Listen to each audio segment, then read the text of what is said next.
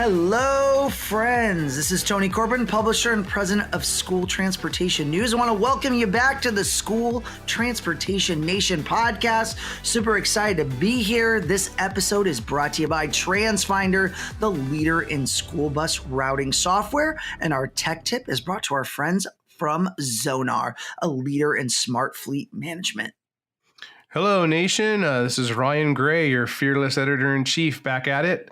Our guest today is Kris Allen, Director of Transportation for Wasatch County School District, east of Salt Lake City, Utah. Excellent. Ryan and I are well rested from a long Easter weekend. We're back in action after the Transportation Directors Summit. It was busy times. I felt like we were navigating many sessions, lots of good stuff. We had so many great speakers really giving us their tutelage, not really specific industry people, but just general leadership experts, people just kind of giving us some clarity on things that we need to do. And what really grounded me, Ryan, was Meredith Elliott Powell, her message to have that relentless vision, set that for ourselves, remember who it's all about, being about the kids.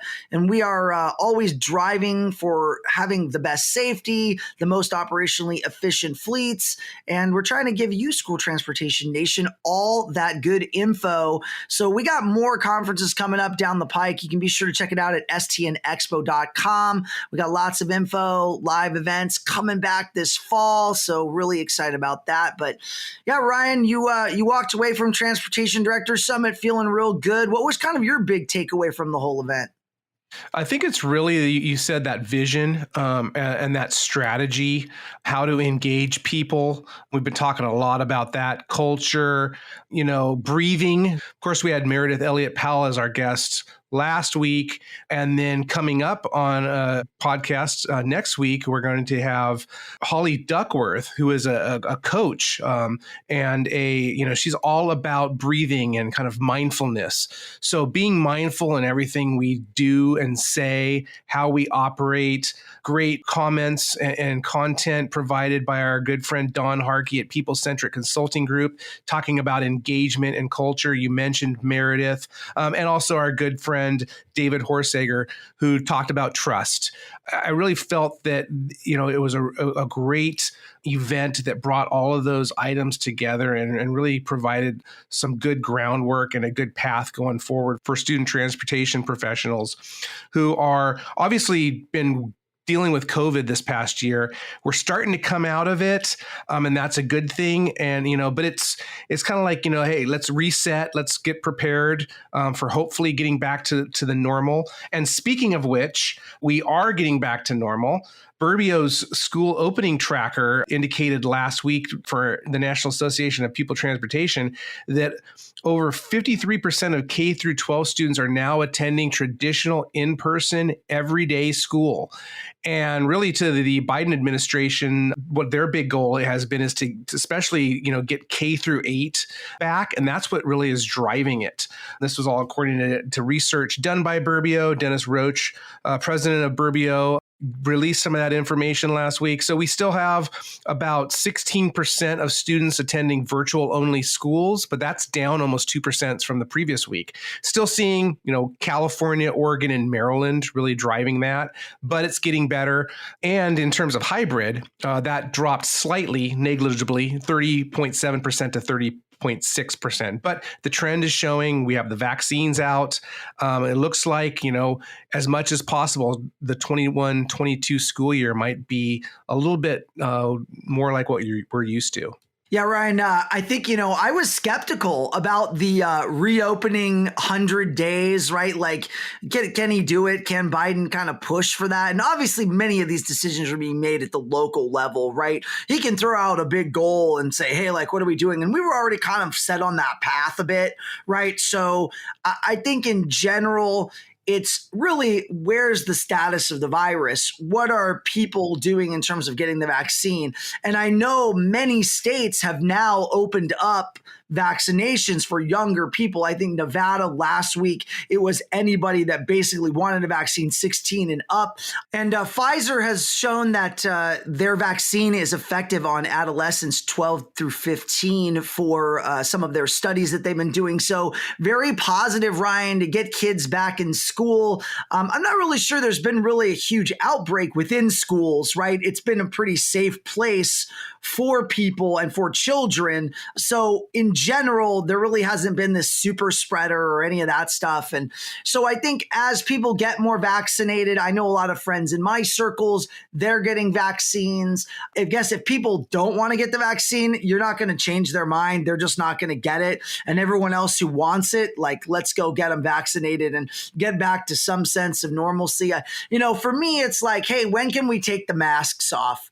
When can the kids kind of have that interpersonal connection? We were talking a little bit about that on the Transportation Directors Summit is, the driver's biggest complaint being wearing masks. They want to be able to see the kids. They want to be able to interact with the kids, see that smiling driver, see that kind of happy-faced child. You lose a lot of that connection with the children, which are our primary focus, right? That is the relentless focus, is the kids, right? So I feel like that's a really tough spot. So I know Don Harkey and I were unpacking a few ideas during our discussion, and Don had basically said, hey, what about if we made a sign, something that was like a different sign that welcomed the kids each day, something just simple that provided a little something. I know I've seen masks with like funny faces and stuff on it, so there's always things like that, but anything that could brighten a kid's day, make them feel comfortable. It's super, super important that we do that as an industry. And that's back to engaging your staff. And that's what Don was really talking about. We as leaders, we often think that we have to have the answers for everything. We're put on the spot. We have to say something. No, the best thing to do as a leader is to flip that back to them and say, oh, what do you think? Are there some good ideas you could come up with? Empower them. It gets them to be a part of the solution and really engages them. So that was really his point with that. And I'm sure a lot of you out there in audience land have some really great ideas and perhaps some things you've implemented. Let us know. Email me, ryan@stnmedia.com. Go on our Facebook page. Let us know the interesting and innovative things that your staff have come up with. Yeah, another thing, Ryan, that we talked about in depth, and I think you and I had hit on this a bunch, is, hey, how do transportation directors get people staffed up, right? How do we attract new talent in this kind of shortage of school bus drivers, shortage of mechanics? It's just skilled labor, because guess what? You're in competition, folks, with everybody else who's commercial driver. I heard Anthony Shields down in Texas, he's one of the assistant transportation directors down there. He had been saying Amazon was like the bane of his existence. They were taking all his drivers, and that wasn't cool, right? Everybody's fighting, scrapping for school bus drivers, and these big Goliath companies are coming out. And I think, Ryan, you pointed out Amazon had like a national ad spot about how great it was to work at Amazon and be a driver. How does a local school district compete against Amazon? How do we flip the script, Ryan? Absolutely. And that advertisement, that TV spot started running last spring when COVID really took a grip. And there's been similar things that, American School Bus Council has done and different school districts has done. But again, to your point, this industry doesn't have the money to put national TV spots on. Amazon does. It was a very poignant commercial, but, absolutely, it's just continuing to tell the story, and also, leading by example, because you mentioned there's certainly a lot of competition out there from other companies. There's also competition, though, that we have to realize it's coming from retirement. In fact, the Wall Street Journal last week ran a story about workers 55 and older have fallen in the workforce to 38%. That's a loss of 1.45 million people. I mentioned this during the Transportation Director Summit. At the same time, retirement has increased nearly a percentage point to 19.3%. And what is the bread and butter a lot of times of school bus driver roles? Folks who are older or retired. And we've obviously seen a negative from COVID-19 of a lot of those folks who are older. They're maybe more susceptible to contracting COVID-19 who have left the workforce. So there's certainly an opportunity. It's a challenge, but it's also an opportunity to think differently, think outside the box. There are programs that can be implemented that really elevate school transportation and can make school bus driving more lucrative and attract more people. And Kris Allen in a little bit will have some interesting things to share from what her school district has done and has been doing for years, not just in response to COVID, that really makes it a top-notch operation. So again, really telling the story, making your department a great place to work, and realizing that a lot of folks, when you're going out there and you're trying to recruit drivers, folks nowadays, they're going to go and they're going to find other school bus drivers who already are employed by you, and they're going to ask them. They're not going to go to you. They're not going to wait till they come in for an interview, start the process. They're going to go over to the school bus drivers, say, hey, is this a cool place to work? And you better hope they say yes. You know, one super interesting comment that Don Harkey made during his conversation with me, and it totally stood out as an opportunity for every school transportation nation listener to take advantage of. It's when someone is trying to get hired, they go to your website.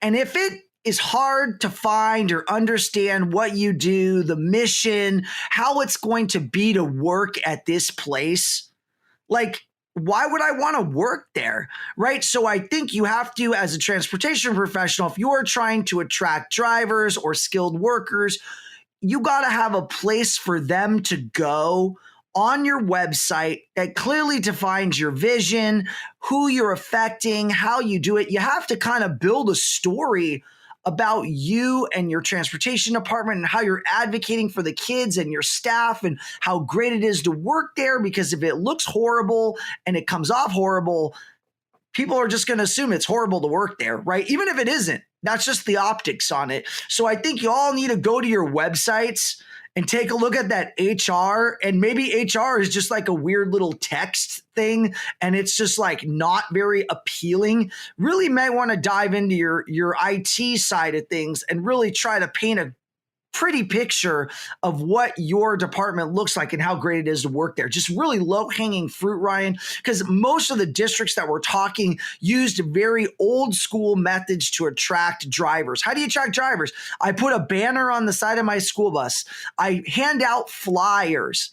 It's just old school, right? Like flyers and banners, and that's how they get them. I mean, people are online, and I think right now, especially with COVID, they might not be driving by the school to see that. So where are they going? They're on social media. They're online. They're going in those places. So you got to fish where the fish are, right? Like, I think that if you're not leveraging social media, that is a lost opportunity. There are ways to do a lot of free social media, and just posting on your Facebook or whatever, that's not good enough. You got to get out there and engage the community. Get out, join groups. If that's the PTA, if that's local community groups, if that's retirement groups. A lot of people said that many of the drivers they employed were older. So, you know, where is that fine line where millennials wouldn't really be interested, right? They weren't into it. Wasn't their thing.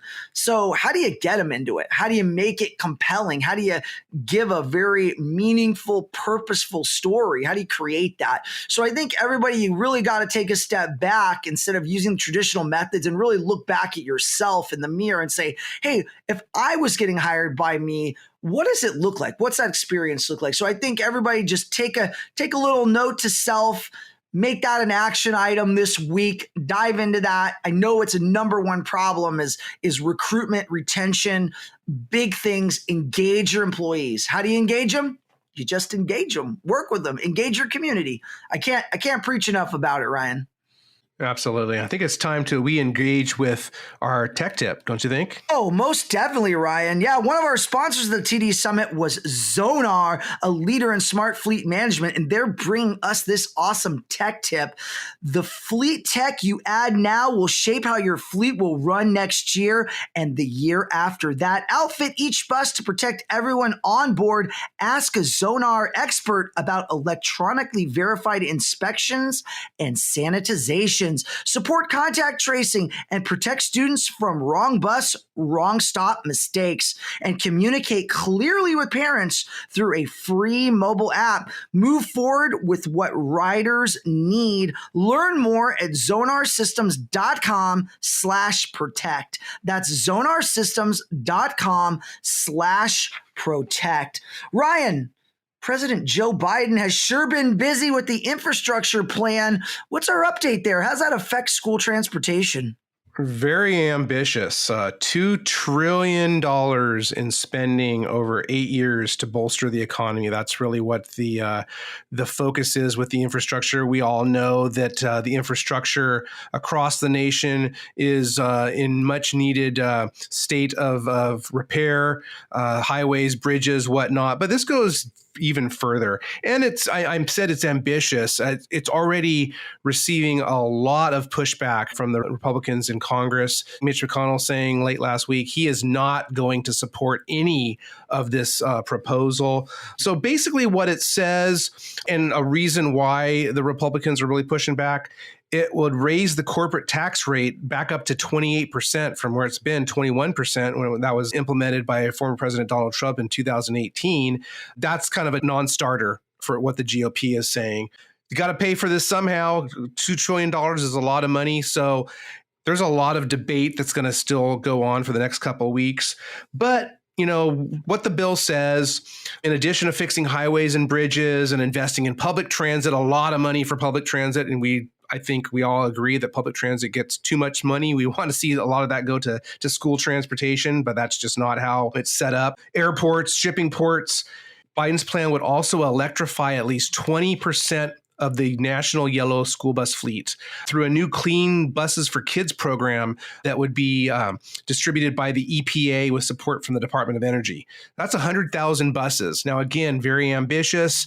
In the meantime, we've seen legislation that's been reborn by Senator Patty Murray out of Washington State for $1 billion to make school bus electric. There is bill in the House right now for $650 million over 5 years to do the same. Likely what we might see is that reconciliation come into play again, where the Democrat-led House and Senate just try to pass these as written without any GOP support. Likely something else we might see is some of these bills, this legislation, get added to these infrastructure bills. So a lot that still needs to be determined on that. Also, there's provisions to create jobs that electrify vehicles, quote, revitalize, unquote, manufacturing and securing U.S. supply chains, investing in R&D and training for, quote, jobs of the future, unquote, and modernize public schools. Again, we're probably talking about buildings here, but, in this infrastructure plan, that's a lot of promise, anyways, of electric school buses. I think some of those bills, Ryan, have a made in the USA provision, right? So I forget what the percentage was. It's an element of, yeah. So of course they want it all made, but I believe in the first couple years of the House bill, it has to be 60% of the components have to be made in the US. After that, then it goes up to 70%. So it's kind of a tiered provision there so it's not 100%, it doesn't have to be 100% made American, but a majority. Yeah, that's really interesting. Well, you know what? I think, Ryan, people are going to get a lot of information at our upcoming Green Bus Summit, April 20th through the 22nd. It's free to register. We've cooked up a heck of a lineup of speakers, keynotes, experts, sessions, lots of workshops. Ryan has been in his workshop bubbling up many things for this wonderful conference. So if you have not signed up, please take the opportunity to do so. Also, our last day is on Earth Day, which is April 22nd. And we've been taking nominations for our first ever inaugural Green Bus Summit Green Fleet Awards. We're getting many, many, many nominations of people that are just doing outstanding things for their community and going green. So also keep an eye on that. We'll have some editorial in late April around that. So we have just lots of really good stuff coming down the angle of going green. Absolutely. And we should know in a couple of weeks a little bit more about this infrastructure plan and where some of this legislation is going. So we have Suzanne Sullivan. She runs a government consulting group, lobbyist in DC, has decades of experience working in and with Congress, worked at the Department of Transportation. So she is just, elbows deep in working on this stuff. So hopefully we'll have some good updates of what this really means or could mean to school bus. Wonderful. Speaking about other updates, Ryan, we have a special message from our friends at TransFinder. They have an expression: during challenging times like these, you can't over communicate. To back that up, TransFinder provided its parent app, StopFinder Communication, for free to any district in North America, whether they were a TransFinder client or not. They did that a year ago, and now they've extended that offer to you until July 1st. Many districts have taken up TransFinder on this offer, and there's still time to try out this amazing award-winning parent app. StopFinder, the most powerful two-way communication on the market, gives your parents a way to raise concerns directly with you and get instant feedback. Now, the StopFinder platform also has geo-alerts so you can track your child's bus. To learn more, email free StopFinder at transfinder.com to get the free StopFinder communication tool. All right, coming up next, we have Kris Allen, Transportation Director from Utah, talking with Mr. Ryan Gray. We are now joined by Kris Allen, Director of Transportation for Wasatch County School District, just east of Salt Lake City. Kris, thanks for joining us today. Thanks for inviting me. This should be fun. Absolutely. I like to have fun on the School Transportation Nation, always. So glad to have you here. Now, in this COVID-19 reality, this COVID-19 world you're living in, Utah, like a lot of states, is seeing its mask mandate ended. Governor Spencer Cox, about a week ago, said that he was going to be ending the mask mandate. What does that mean for school transportation? Well, I think that it means for us as a state that we're very excited. When we all started this, I don't think we looked to the end. We looked to just beginning and getting things going. And so grateful that we get to this spot where we can take our masks off.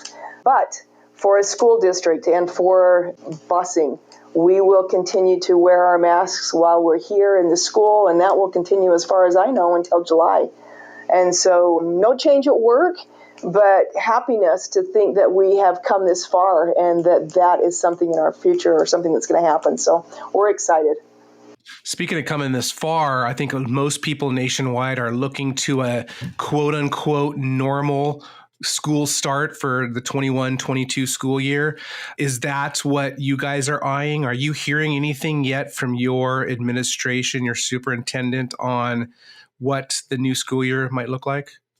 Well, it's interesting. I think that COVID has done one positive thing for us, and that is that we can now look outside the box. I think the education system for the last little bit has been so focused on so many minutes in the classroom, so many days of school.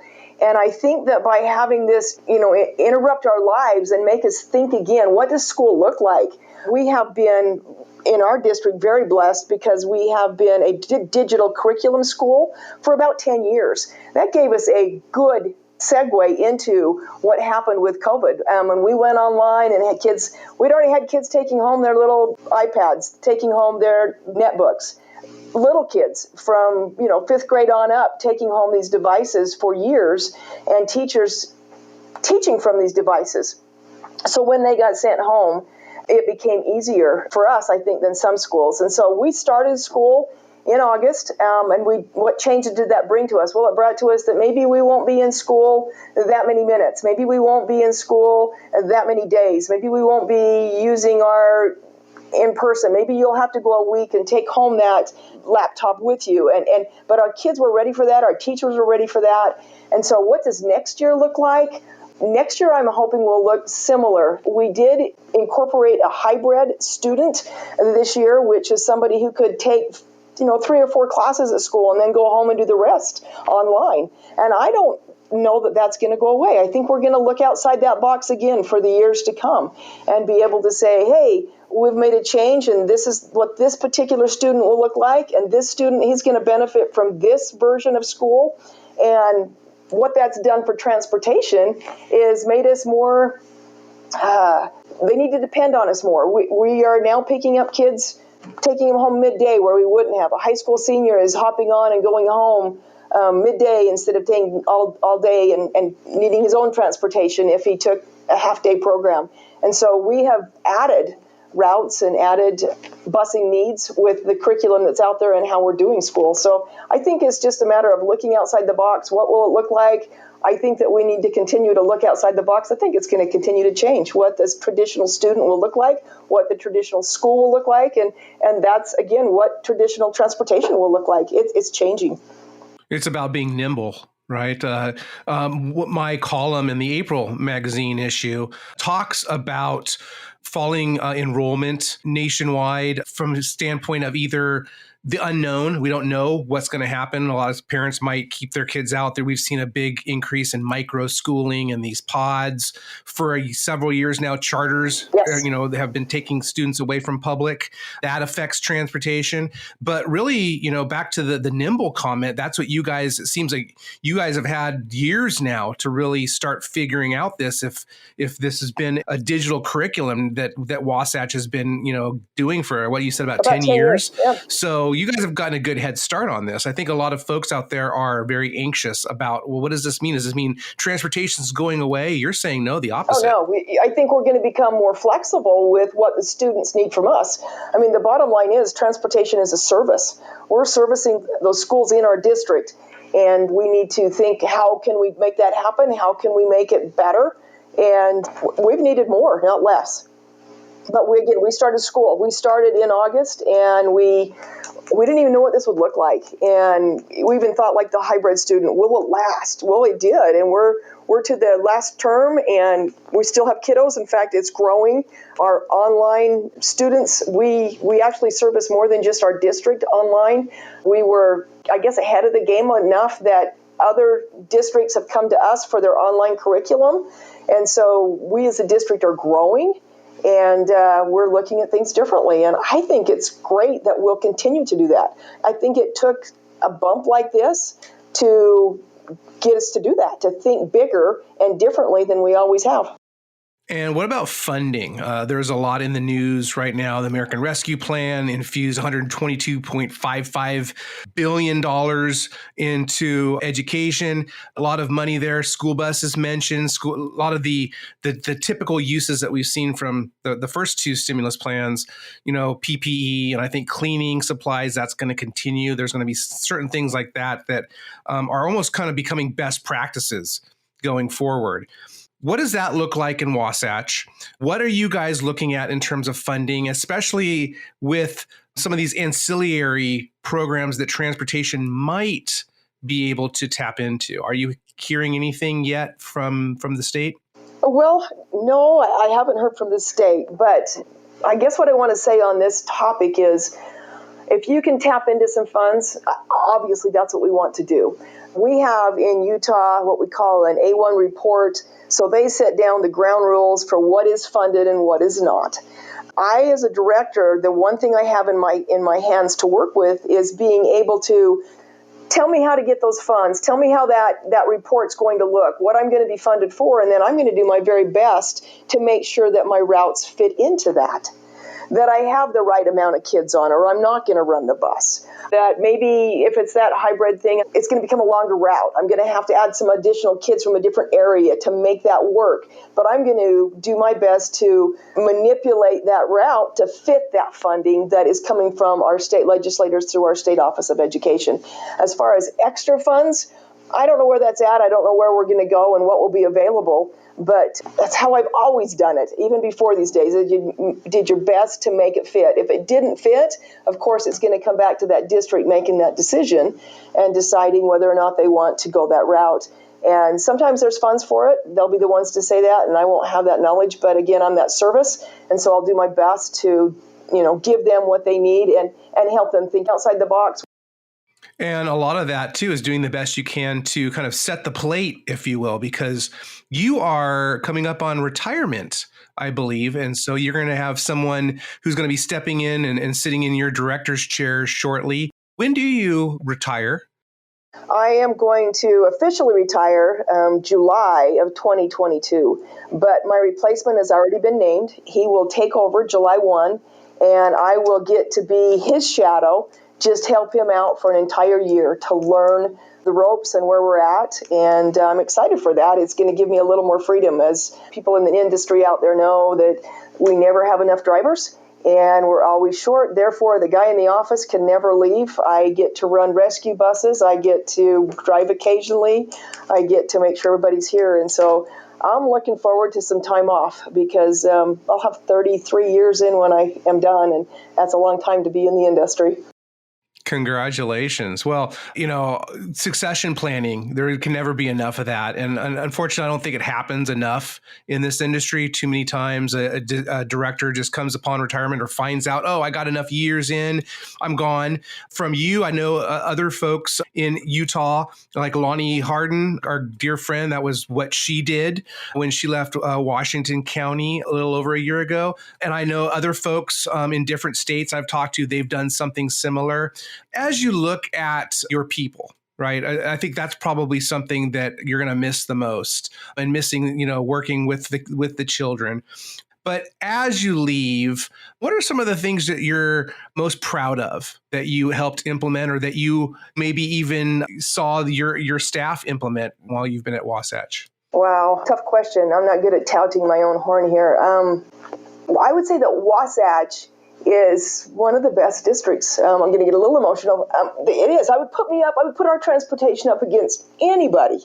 That we have great programs, that we have a great facility. I would love to have you come out, Ryan, and see. I have a facility that I have 49 buses. Every one of my school buses is housed inside. They have heated garages. We have put money into this transportation.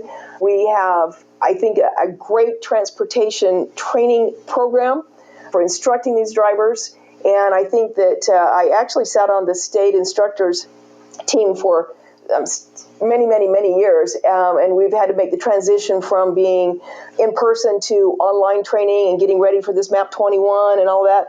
We're ready. We've been doing it for a year now at Wasatch. And I'm proud that we've put that together. It's going to be crazy to leave. And I think one of the hardest things will be to walk away and not be involved in transportation. Therefore, I just want to hit on all the things that we've missed on in our district, and some of the national things. I think when you talked about I'll miss the kids most, I will. Kiddos are great. My staff is great, but I'm going to miss the national scene as well. And so trying to do whatever I can this last year to help out and make sure that we're all headed in the right direction. But bottom line is, when you tout your own horn, we all know, and we call it a bucket of water, you pull your hand out of that bucket of water and it's going to fill in. So when I do leave, someone's going to fill in and do a great job and probably have new and better ideas than what I've ever thought of. And so I'm looking forward to them being successful in their future. And I'm looking to just, it's funny, we have what's called bid day, and drivers will come in and bid on their routes for the next year. And sometimes when they come to the table, the route that they've had forever is gone. And we get this moaning of, oh my, what will I do? And I giggle inside my head and think, well, maybe the kids need to change. And so I've told my staff, I said, maybe that's what's happened, you guys. I've been here for so long. Maybe the kiddos need to change. And so I'm looking forward to the new staff and seeing where they can go and how high they can build this department. I've taken it from 19 buses to 49. And like I said, we were all parked outside in the cold winter weather. We're all now parked inside. We have great facilities, great building, great training. I'm just excited to pass it along and see what they can do with it for the future. So you were talking about national, looking at the industry. Where do you see it going? I mean, obviously you've implemented some great programs there at Wasatch, but alternative fuels, electric, there's a lot of talk about that. I love it, yeah. Technology. It's changing, and I'm excited. I hope we get back to meeting in person, because on the national level, being able to rub shoulders with everybody and listening to what they're doing and how different places are doing it. I had a conversation with a man in New York just a week ago, and I was didn't even think it through, but they're just starting school next week. And I'm going, what? We've been in this. And so everybody's experiencing different things. And when you can get together on a national level and talk to them, we grow a lot nationally. And I think about programs and vendors that come up with new things. And it's just a new world. And I think that this COVID that we thought was bad, I think is going to push us into new things. But I do hope we get back nationally to meeting in person. It's important to rub shoulders. I talked to you about the connection between the classroom to the smallest individual on the bus, our paraprofessionals, our bus drivers. I want that connection to get better. I'm going to kind of push that on a national level if I get an opportunity. I have some guys I'm working with and putting together some programs for our bus attendants and our drivers, but mostly so that the special ed teacher will have a connection with them more than we've had. Sometimes we pull up to a school, kids get on a bus, and we never know what happened to them during the day, or vice versa, off the bus into the school, what's happened and where's that's at, and using the same techniques or getting more education for those paraprofessionals as they're riding on those buses to work with our kids with disabilities. And shoot, I say disabilities, we all have a disability. They'll be able to work with all kids on buses better. And so I'm looking forward to maybe doing some work in that area as I retire, but we'll see how that goes as well. I may fall in love with the bicycle and I won't be back. Who knows? Well, hopefully you will. And you're referring to, of course, Dr. Ben Springer, who some of our audience may remember from STN Expo Reno, I believe about 4 years ago or so. So be on the lookout. Yeah, we'll be looking to get Dr. Springer back into the STN conference mix with some of his innovative training. And I'm looking forward to coming up with some more programs for him for professional developments to bring it down to the transportation level. Well, we are certainly looking forward to getting back to in-person as well. I have STN Expo Indy, October 1st through the 5th.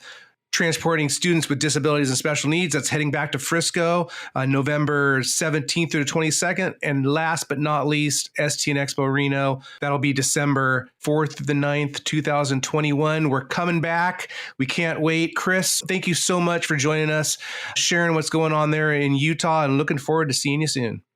Yeah, me too. Thank you. Great conversation, Ryan. Kris, thank you so much for jumping on the podcast today, being with us. Great information. Hey, friends, don't forget, visit stnonline.com for all the latest news, analysis on COVID-19, stimulus funding, green funding, everything affecting school transportation. Every day, we got you covered. Remember to sign up for that Green Bus Summit at greenbussummit.com. It's free to register. Take advantage of all of that great content. Meet with OEMs, partners, speakers, just lots of good stuff in the virtual world. But we will be back to in person, and don't forget to keep an eye on stnexpo.com for all that information on all the live conferences as well. Want to thank you listeners for jumping on today and hearing us out. Lots of good info to take advantage of. Employment issues, always a big topic. Driver retention, recruitment. Please, please, please take advantage of some of these great tips. We greatly appreciate you. We love you, readers. Don't forget, subscribe, stream, or review our podcast on Apple, Spotify, wherever you listen to podcasts. We love you, nation. We'll see you next week.